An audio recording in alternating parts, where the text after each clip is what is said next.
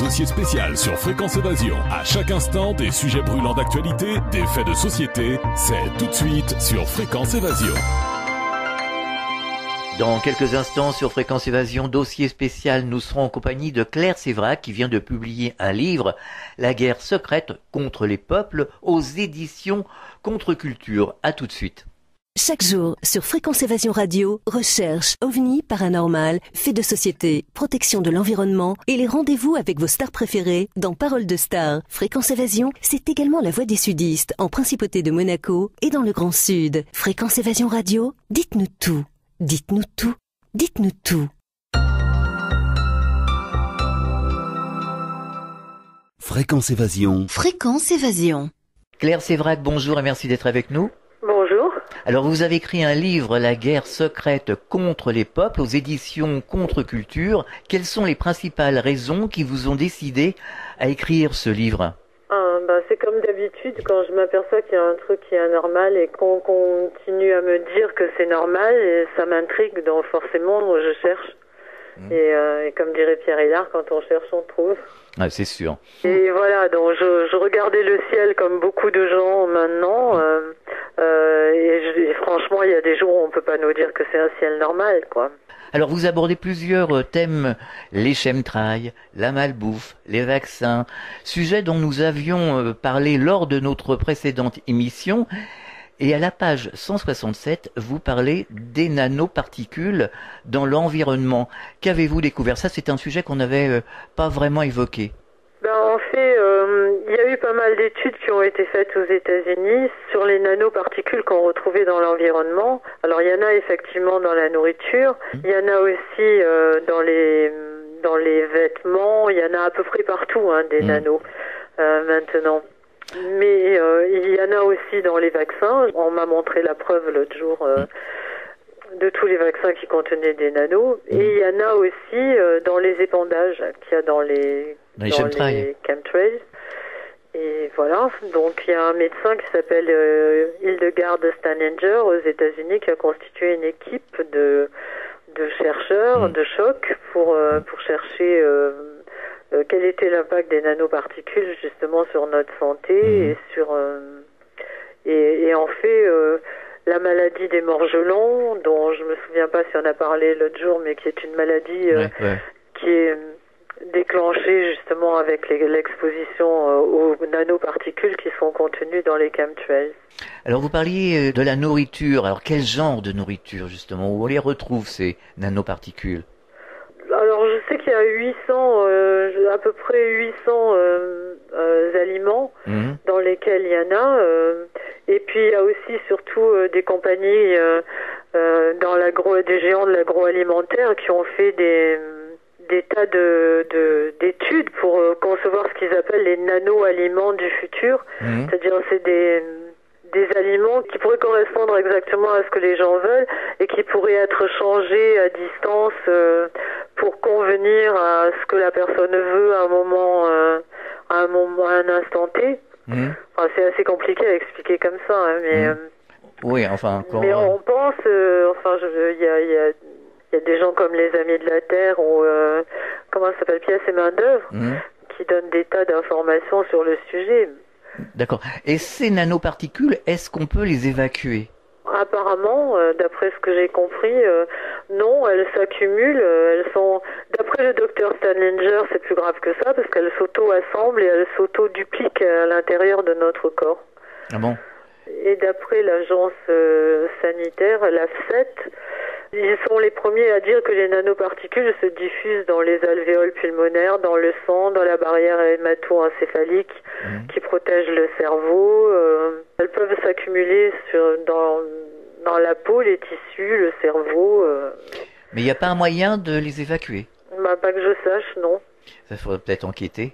Non, mais je pense que la personne qui est le plus à la pointe des travaux sur les nanos, je vous l'ai dit, c'est Steininger, et non, elle parle pas de moyens de s'en défaire. Elle dit justement que le problème c'est qu'on ne peut pas s'en défaire et qu'on ne peut pas les éviter non plus parce que ça pénètre partout, ça pénètre, c'est dans l'air qu'on respire et ça pénètre même si les maisons sont fermées. Et il y a des enfants il y a des bébés qui naissent maintenant avec des nanoparticules à nœuds, donc c'est que ça franchit la barrière. Oui, alors justement, quels sont les problèmes que ça engendre? Des tonnes de problèmes. Déjà, quelque chose qui est en nous et qui peut s'auto-dupliquer et s'auto-assembler sans qu'on soit au courant. C'est déjà super grave. Et puis on sait pas finalement, on sait pas exactement quelles vont être les conséquences d'avoir ingéré ce genre de choses. Parce que par exemple, dans la maladie des morgelons, on retrouve ces mêmes nanoparticules dans les biopsies des personnes qui ont la maladie des morgelons et aussi dans les gens qui ont fait des analyses de chemtrails. Mais voilà, on en est tous au stade, peut-être il y a des gens qui en savent un peu plus, je sais pas. Alors, quel est le but justement d'utiliser ces nanoparticules? Il y en a sûrement plusieurs. Le premier, c'est que si elles s'auto-assemblent et s'auto-dupliquent à l'intérieur, ils peuvent après s'en servir pour faire passer des informations. On ne sait pas quel effet ça a sur notre ADN, certainement pas terrible. Et c'est qui ils? C'est toujours les gens qui sont les quelques familles qui sont derrière et qui tiennent tout, l'économie, qui sont le nouvel ordre mondial, ceux qui veulent instaurer le nouvel ordre mondial, dans lequel l'être humain n'aura pas grande place si l'on en croit ce qu'ils sont en train de préparer dans tous les domaines. Alors, ces fameuses personnes, eux aussi, ils ingèrent ces nanoparticules. Il va falloir faire autrement. Alors ça, évidemment, c'est ce que tout le monde pense au début. Après, on se rend compte qu'ils ont certainement des moyens. Ils ont des moyens de se protéger de beaucoup de choses. Donc, quand nous, on est au courant d'une découverte, c'est que ça fait déjà 15 ans ou 20 ans que l'armée l'a plus ou moins mise au point. Donc, c'est encore une autre enquête de savoir comment ils peuvent se sortir de plein de choses. Ils ont des moyens de chélation qu'on n'a pas. Alors, certainement qu'ils en ont pour le cancer, ils en ont pour des tas d'autres choses. Donc, pourquoi pas les nanoparticules? Et puis il y a aussi autre chose, c'est que ces gens-là, je veux dire, qui sont pour le transhumanisme, qui sont pour l'homme-machine, qui sont intimement persuadés que c'est pas nocif. Enfin, que même si c'est nocif, c'est un peu comme les engrais de Monsanto, quoi. C'est-à-dire que si c'est nocif, ils vont trouver une autre molécule chimique pour pallier le désordre ou le problème qu'ils ont créé avec la première. Et là, c'est pareil. Je veux dire, les ingénieurs comme Kurzweil et tout ça qui sont pour le transhumanisme et l'homme-machine, ils sont vraiment pour, quoi. Ils sont persuadés que c'est le bien de l'humanité d'en passer par là, c'est-à-dire de devenir de moins en moins humain et de plus en plus machine. Oui, enfin là, ça veut dire qu'on va à l'autodestruction. De l'humain tel qu'on le connaît, oui. Si on bouge pas, si on laisse faire, oui, parce que d'un côté, ils peuvent influer sur notre ADN, ils peuvent nous faire ingérer des ADN étrangers. D'ailleurs, ce même docteur Staninger dit que les gens qui ont la maladie des morgelons, c'est parce que leur corps se rebelle contre l'ingérence de ces nanos, mais qu'en fait, on en a tous simplement. C'est juste un phénomène de rejet, mais c'est pas parce qu'on ne fait pas le phénomène de rejet qu'on n'est pas infesté par ces nanos, par exemple. Alors vous parlez également de l'indépendance alimentaire. Oui, parce que à partir du moment où ils balancent avec des épandages, où ils balancent des substances qui vont tuer les semences ou la nourriture telle qu'on la connaît, et que en fait mon enquête est partie du fait que Monsanto avait breveté des plantes qui résistaient à l'aluminium. S'ils nous balancent des éléments qui font mourir les plantes que l'on mange normalement et que eux ont les brevets pour les plantes qui résistent aux substances qu'ils épandent, il y a un moment où on n'aura plus aucune indépendance alimentaire. C'est-à-dire qu'on n'aura même plus la possibilité de se nourrir, de choisir de se nourrir sans OGM et de façon saine. Puisque si la seule chose qui pousse, c'est un peu comme le Roundup Ready avec les semences qui étaient résistantes au Roundup. C'est-à-dire que tout meurt à côté sauf la semence qui contient l'antidote. Là, ça va être pareil. Il y a des milliers de plantes qui ont été brevetées pour résister à l'aluminium. Et à mon avis, c'est parce qu'ils savent qu'ils en dépendent. Sinon, pourquoi l'aluminium? Et à partir de ce moment-là, tout le reste, déjà que les sols sont en très très mauvais état, faut regarder les travaux de Claude et Lydia Bourguignon. les sols sont dans un état épouvantable. Donc déjà que les plantes ont du mal à pousser, si en plus on nous balance de l'aluminium du ciel, on n'a pas tellement de moyens d'échapper à la pollution. Et donc, on est coupé de, même si on veut manger organique, les nappes phréatiques sont polluées et le sol est pollué. Donc, on n'aura plus tellement le choix que de manger ce qu'ils vont nous donner à manger. Donc, Oui. ils nous coupent de notre indépendance alimentaire. Mais à certains moments, est-ce que vous croyez pas, c'est la nature, hein, la nature est ainsi faite. J'en avais parlé avec Pierre Hélard et il m'a dit, c'est pour ça que j'ai écrit le nouvel ordre mondial, Tour de Babel. Est-ce que vous ne croyez pas qu'à un moment donné, c'est la nature qui va être plus forte et qui va balayer tout ce qui ne va pas? C'est la seule chose qu'on peut espérer. Sauf que, effectivement, il y a un monsieur comme Dane Wigington, qui est un des premiers lanceurs d'alerte justement sur le phénomène des chemtrails et des épandages, qui vit à Manchester, en Californie, qui était un des coins les plus purs des États-Unis, qui dit que en faisant des épandages, plus ils font des épandages, plus la Terre est atteinte, un peu comme nos ADN, plus je suis un peu brouillon, mais par exemple, quand on nous dit qu'on peut manger tel produit, c'est pas grave parce qu'il y a que 0,0 grammes de polluants. Mais si on en mange 10 dans la journée, c'est multiplié par 10 de sources différentes. Et par exemple, Madame Beljanski explique ça très bien dans ses conférences, comment notre ADN, s'il est un petit peu touché, c'est pas grave, mais les sources qui le polluent s'additionnent. Oui. Elles sont pas comme ça. Donc au bout d'un moment, à force de détruire les brins de notre ADN, on développe des maladies, dont des cancers. Et c'est pareil pour la Terre, c'est-à-dire que la Terre, au fur et à mesure qu'on lui balance des tonnes et des tonnes de sulfate, de soufre, je veux dire, c'est le mot français, dessus de l'aluminium, etc., elle finit par créer des phénomènes propres, comme le méthane au fond des océans, comme voilà, et ces phénomènes propres, ces phénomènes ont une vie propre après, qui continue, quel que soit, même si on commence la chélation de la Terre, même si la Terre a un pouvoir de résilience extraordinaire, faudrait tout arrêter maintenant pour que la Terre arrive à s'en sortir. Est-ce que la Terre, justement, n'est pas dotée d'un système de sécurité, un petit peu comme chez nous, finalement, et que, justement, elle ne va pas réagir, et peut-être qu'elle est en train même de réagir. Mais je pense qu'elle réagit beaucoup, simplement c'est constant et ça fait des années, quoi. On ne sait même pas, même eux ne le savent pas, même les apprentis sorciers qui travaillent là-dessus n'ont aucune, quand on lit leurs interviews, quand on regarde leurs vidéos, ou même quand on leur parle au téléphone, ils ont aucune idée de ce que ça va devenir. Ils sont simplement, nous on est confiants dans le pouvoir de résilience de la Terre, eux ils sont confiants dans le pouvoir de la chimie et de l'industrie. C'est-à-dire qu'ils pensent que s'ils créent un phénomène terrible, c'est pas grave, ils vont faire autre chose. Quand on dit à David Case, mais 20 000 tonnes de soufre dans l'atmosphère, comment voulez-vous que la Terre... Mais lui, il trouve ça très bien. Lui, il répond, mais 20 000 tonnes, ok, mais si on en met tous les ans, on n'aura plus de problème de CO2. Ouais, évidemment.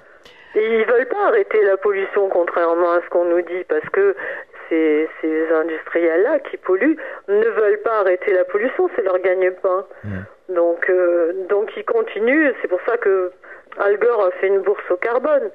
C'est-à-dire que plus le carbone sera interdit par les gouvernements ou sera limité par les gouvernements, il appelle ça cap and trade, plafonné et dealé derrière. Parce que plus une substance est rare, plus elle vaut cher. Et qui va avoir l'argent pour se payer quelque chose de très cher? C'est toujours les mêmes. C'est-à-dire que c'est pas nous qui allons changer grand-chose à la pollution. Ce qui ne veut pas dire qu'il faut s'en foutre, il faut respecter la Terre et essayer de faire le moins de pollution possible à notre niveau. Mais eux, il faudrait qu'ils arrêtent de nous prendre, vraiment de nous dire que c'est nous les coupables et de continuer à polluer à tout va. Parce que eux font leur chou gras là-dessus. C'est-à-dire plus ils polluent, plus ils ont des bons carbones, et plus ils ont des bons carbones, plus c'est des autorisations de polluer en fait. On marque une pause, on revient dans quelques instants. Réactualisez régulièrement toutes vos applications iPhone et Android sur les sites de Fréquence Évasion Radio et Monte Carlo Azur, fréquenceévasion.com, fréquenceévasion2.com et montecarloazur.com. Fréquence Évasion. Fréquence Évasion.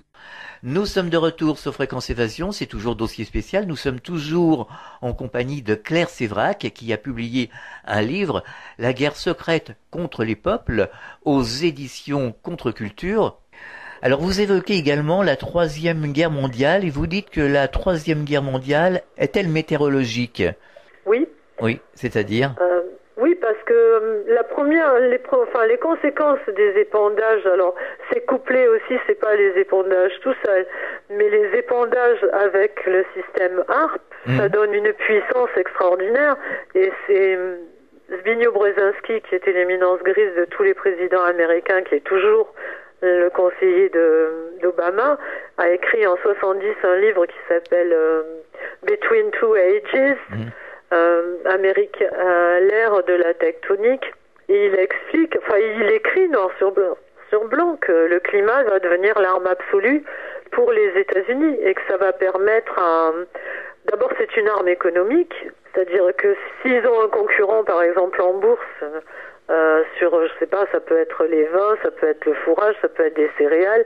On sait comment ils jouent en bourse sur le cours des céréales, sur le cours du lait, s'ils font une bonne petite tempête bien à propos sur l'endroit qui est en concurrence avec eux, ils n'ont plus de problème. Et ça c'est la guerre économique. Ensuite il y a la guerre climatique qui fait que je voudrais trouver l'extrait. Un des extraits du livre de Zbigniew Brzezinski, parce que c'est très, il le disait en 70, que ça permettrait de mettre la pression sur les États qui pourraient être contre les intérêts des États-Unis. Et donc, effectivement, si on menace un État de lui faire un tremblement de terre ou un tsunami, ou même si on lui en fait un, en général, ça calme les autres en face, parce que du coup, ils ont d'autres problèmes que... Oui, bien sûr. Voilà. Et puis bon, des fois ils préfèrent se taire que. Il y a eu tout un tas de papiers là-dessus sur les tempêtes de 99 qui, paraît-il, auraient été faites parce que la France était contre le traité de l'AMI à l'époque et aussi contre l'entrée des OGM sur le territoire. Et en fait, quand on regarde, ça c'était fin décembre 99.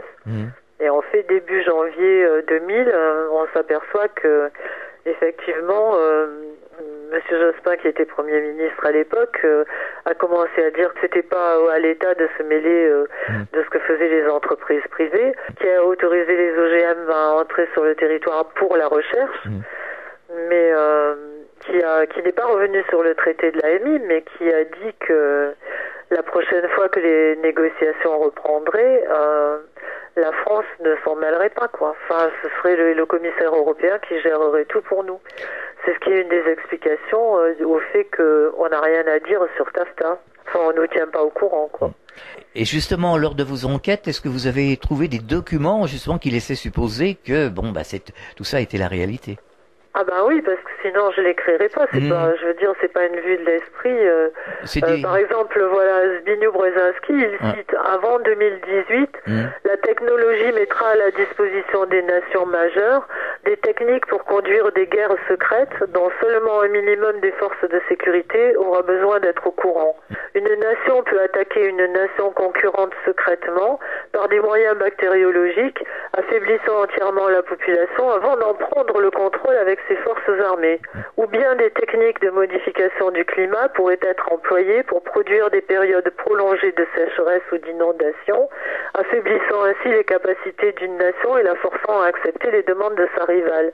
C'est clair, non? Oui, absolument. Et c'est pas un monsieur qui fait de la science-fiction, c'est...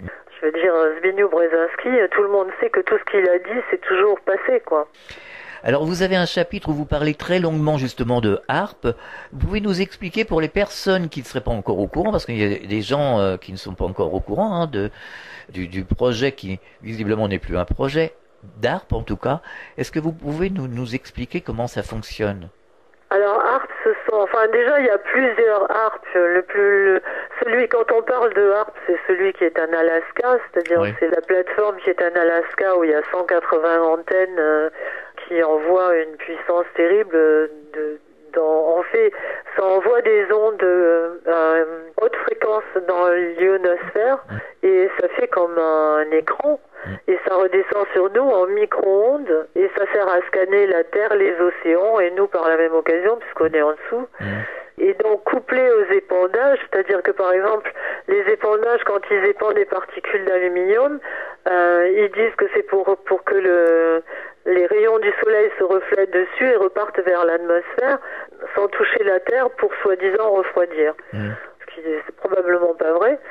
Mais par contre, quand ils épandent du barium, le barium est conducteur, donc ça permet aux particules de barium qui sont mises dans l'atmosphère par les épandages d'être conductrices entre les divers systèmes HAARP qu'il y a dans le monde. Il y en a un en Nouvelle-Zélande, il y en a un en Russie, il y en a en Sicile, un énorme qui est en train de se monter en Sicile, qui fait vraiment peur à tout le monde. Et donc voilà, et HAARP, c'est dans le brevet de HAARP, c'est marqué pareil noir sur blanc que HAARP est capable de faire des tremblements de terre, des tempêtes, des ouragans, des inondations. Et quand on regarde les grosses catastrophes atmosphériques, on se rend bien compte que c'est pas naturel. Enfin, je veux dire, depuis quand la France est un pays de cyclones tropicaux? Et justement, par exemple, la tempête de 99, on a dit que c'était un cyclone tropical, mais quand on regarde, un cyclone tropical ne peut se former que sur une mer chaude, et il tourne dans le sens des aiguilles d'une montre. Or, celui-là, déjà, c'était le 29 décembre, donc apparemment la mer était pas chaude, et il tournait dans le sens inverse des aiguilles d'une montre. Et tout, comme par hasard, tous les relevés de HAARP et de tous les systèmes de sécurité mondiaux étaient le 23, il y a un trou dans tous les systèmes. Impossible de voir ce qui s'est passé ce jour-là. Alors évidemment, tout ça, ce sont des coïncidences, probablement. Vous parlez également de l'avenir de l'homme. Alors il y a des sujets plus que préoccupants sur cette planète, sans vouloir tomber dans le catastrophisme. Pour autant, il y a des solutions à tout. Comment voyez-vous l'avenir de l'humanité et surtout, quelles sont les solutions pour s'en sortir? Il y a bien quelque chose à faire. Ah bah déjà, je le dis et je le redis, j'arrête pas de le redire. Il faudrait déjà que les gens se réveillent. Se réveiller, ça veut dire ne pas seulement partager sur Facebook en se disant oh purée, j'ai une super info là que personne n'a, parce que sur moi le nombre de gens qui viennent me voir et qui me disent oui mais vous pouvez parce que vous avez le temps. Non, j'en fais ma priorité. Ou moi je peux pas parce que j'ai besoin de gagner ma vie, mais moi aussi je mange, moi aussi j'ai un loyer. Enfin je veux dire, tout dépend de là où on met ses priorités. Et je pense que dans l'état où est la planète en ce moment, il est gravement temps que ça devienne notre priorité. Alors, quels seraient les systèmes que les gens, les citoyens pourraient mettre en place? Est-ce que vous avez des idées? Est-ce que sur les réseaux sociaux... Mais je pense déjà que ça, ce qu'ils nous font est c'est contre notre Constitution, c'est contre l'article 3 de notre Constitution où on a le droit à la sécurité, à la liberté et à la vie. Donc déjà, ça, c'est contre notre Constitution, c'est contre les accords de Nuremberg qui dit qu'on ne doit rien faire sur une personne sans son consentement libre et éclairé. Qu'est-ce qu'on attend pour aller réclamer des comptes? Alors le CNT, il y a le CNT qui s'est mis en place ici chez nous en France, qui voudrait justement changer cette constitution pour l'améliorer, bien entendu, pour qu'elle soit écrite par les citoyens, par les Français. Visiblement, bon, j'aurais pas dire, mais pas être négatif, mais il n'y a pas beaucoup de gens qui suivent le CNT. Il y a aussi Colin Serrault, fut un temps, qui appelait au boycott de certains produits. Aujourd'hui, qu'est-ce qu'il en est? Comment se fait-il que les personnes ne réagissent pas? Que les gens ne réagissent pas, ça j'en sais rien. Vraiment, je me demande qu'est-ce qu'on peut faire de plus grave que d'empoisonner nos enfants et la terre mère. Qu'est-ce qu'on peut, en plus de nous prendre nos libertés, parce que ça, même la liberté d'expression est en danger dans notre pays en ce moment. Et en plus la liberté de se nourrir comme on veut, de se soigner comme on veut. Je veux dire, Nicole de Lépine se bat comme une folle pour essayer de faire comprendre ça aux gens. C'est pareil. Je sais pas, franchement, moi je trouve ça horrible de se dire que peut-être nos enfants n'auront pas la liberté de choisir comment ils veulent être soignés, comment ils veulent vivre, ce qu'ils veulent manger. Je veux dire, quand ils veulent procréer, parce que le problème il est là aussi. C'est-à-dire que bientôt on va nous dire voilà, tu manges telle pilule et si tu veux un enfant, tu vas l'acheter et tu as le choix entre le numéro 1 et le numéro 2, point barre. Enfin, quand même, je veux dire, tout ce qui se passe en ce moment, les pesticides, les ondes, rendent les gens stériles. D'un autre côté, tous les essais qu'on voit, c'est pas fait pour faire avancer la recherche qui nous soigne. Enfin, dans certains cas, oui, en chirurgie, oui, mais pas autrement. Et par contre, ils sont en train de faire des essais sur l'utérus artificiel, sur la GPA, enfin, des études pour approfondir là-dessus, c'est-à-dire pour couper la procréation humaine, pour la couper du ventre des femmes, pour la sortir du ventre des femmes, pour faire des enfants sur des étagères avec des cerveaux greffés sur des computers. Enfin, je veux dire que les gens lisent, se renseignent. Ça n'est pas de la science-fiction. Je veux dire, ce sont les études qui sont en cours. Alors on a l'impression qu'il y a deux mondes. Il y a beaucoup de gens quand même sur les réseaux sociaux, en règle générale, qui ont pris conscience, qui savent ce qui se passe, qui travaillent même, qui essayent de faire des choses, mais c'est toujours assez limité. Disons qu'il n'y a pas de connexion vraiment entre les gens pour faire bloc, pour essayer de vraiment faire changer les choses.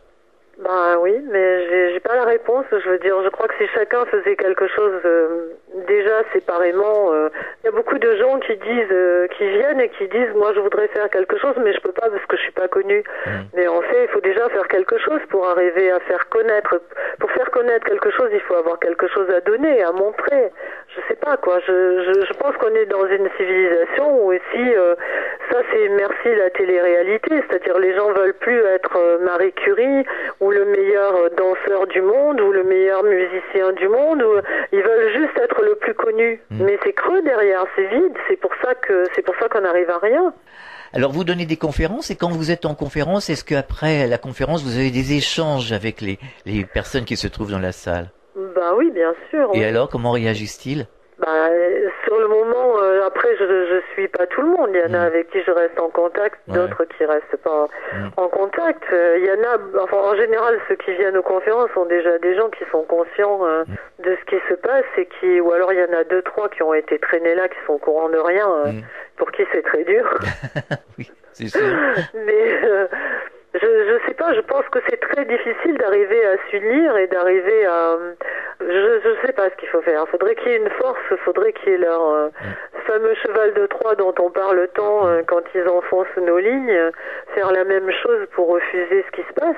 C'est certain, oui. Est-ce qu'il y aurait quelque chose que vous souhaiteriez ajouter, peut-être un sujet dont on n'aurait pas parlé, qui vous tient à cœur? En fait, je sais pas. J'ai tellement souffert pour l'écrire que je suis un peu en vacances là. Ça fait du bien les vacances. Vous avez des projets? Non, j'ai des projets de conférences, mais les conférences, ça me fait plaisir. Donc c'est simplement que je pense qu'il faut vraiment qu'on trouve un moyen, qu'on se parle et qu'on trouve un moyen tous d'avancer, parce qu'on en est tous au même... enfin, je veux dire que ce soit Pierre Hillard, que ce soit... quel que soit le domaine dans lequel on enquête, on est tous d'accord sur ce qui se passe et ce qui est en train de se passer et comment... et vers où on nous amène. On le voit bien, quoi. On voit bien que tout est lié, que ce soit dans le domaine politique ou dans le domaine... du climat ou il y a les travaux de Barry Trower qui sont extrêmement importants où il explique, c'est un ancien spécialiste des radars dans l'armée anglaise et puis la CIA, et qui explique que vraiment mettre le Wi-Fi dans les écoles maternelles, les gens qui font ça devraient même pas avoir le droit de fouler le sol de la planète, c'est sa propre expression, et qui démontre par A plus B combien les micro-ondes, les ondes, les téléphones portables et le Wi-Fi sont extrêmement dangereux pour nos enfants. Est-ce que vous souhaiteriez adresser un message aux auditeurs? Oui, mais rien de plus que ce que j'ai dit. Je voudrais tellement qu'on se rebelle, quoi, qu'on n'accepte pas ce qui nous arrive n'est pas une fatalité. Encore une fois, c'est pas l'histoire n'est jamais écrite. Ouais. C'est nous qui l'écrivons, l'histoire. Et Orwell disait qu'un peuple qui élit des politiques corrompus n'est pas victime, il est complice. Et aussi, je cite une phrase de Martin Luther King qui dit « Le moment viendra où le silence sera trahison ». Je pense qu'on est à un moment charnière, on est probablement la génération charnière qui va déterminer le futur de la vie sur cette planète. Et que si les gens ne prennent pas conscience que tout est fait pour nous mettre dans un espèce d'entonnoir et nous amener à être des sous-êtres qui vont obéir et qui n'auront pas leur mot à dire sur rien, et je crois que c'est le moment de ne pas manquer de courage, quoi, et de pas accepter ce système de destruction. On n'est pas obligé. On n'est pas obligé de subir. Non, on n'est pas obligé de subir. Et je pense qu'on est un tout petit moment sur cette terre, chacun, mais que on peut pas se dire ouais bon, mais j'y vais pas ou je fais pas parce que d'autres iront. Non, parce que chacun, on a un tout petit moment sur cette terre et un tout petit impact, mais il est éternel. Je veux dire, c'est chaque fois des petits groupes de gens qui ont changé le monde. C'est vrai. Alors on peut vous retrouver sur Internet. Vous avez un site. On va rappeler l'adresse du site Internet. C'est claireséverac-rebellion.com. Et qu'est-ce que l'on peut trouver sur ce site? Tous les articles que je poste quand j'ai le temps, que je mets aussi sur mes pages Facebook et sur le site. Il y a un forum? Oui, j'ai une alerte quand il y a un truc important sur lequel je peux répondre. Sinon, des fois, je prends pas part aux conversations tout le temps, quoi. Oui, je me doute. Merci Claire Séverac et à très bientôt en tout cas. Et bon courage. Merci à vous et puis, comme on dit en anglais, chin up, le menton en l'air, debout. Oui. On va essayer de s'y employer. Bon, je vous embrasse tous. Merci, à bientôt. À bientôt. Fréquence Évasion.